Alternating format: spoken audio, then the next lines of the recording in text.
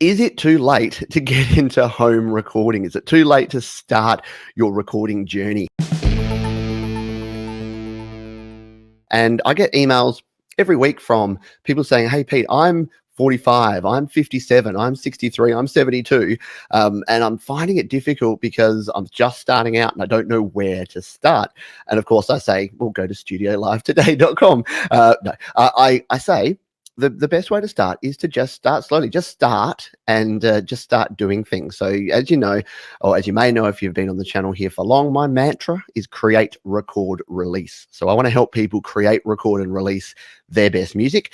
And yeah, and I do that through tutorials and tips and tricks and videos here on Studio Live Today. But the most important thing to do when you're starting out is it's super easy to get overwhelmed. It's super easy to see what other people are doing and think that you have to be at that level.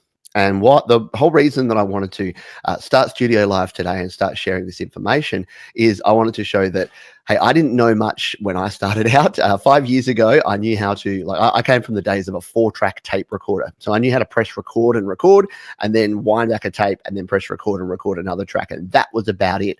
So I had to sort of learn from scratch. And that was, again, only about 5 years ago when I got back into recording, and then in 5 years time I've been able to learn a bunch. But the key is that don't get overwhelmed, don't overdo it, because if you watch some videos and if you see some articles about all the gear people have, like you'll see that they've got their home studios and they've got giant monitor speakers and they're running software with 32 tracks and it all looks super complicated.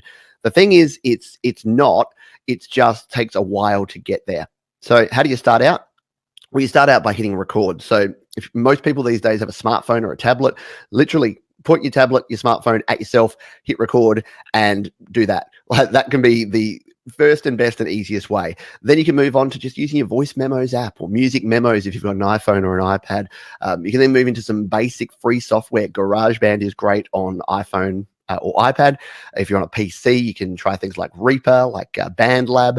My buddy Mike at Creative Source, look him up on YouTube. Creative Source does a whole bunch of tutorials on BandLab. And of course, on a Mac, you can use GarageBand as well. And again, just start out simple. If you've got an iPhone or iPad, start with the built-in microphone. Plug a pair of headphones in and start recording.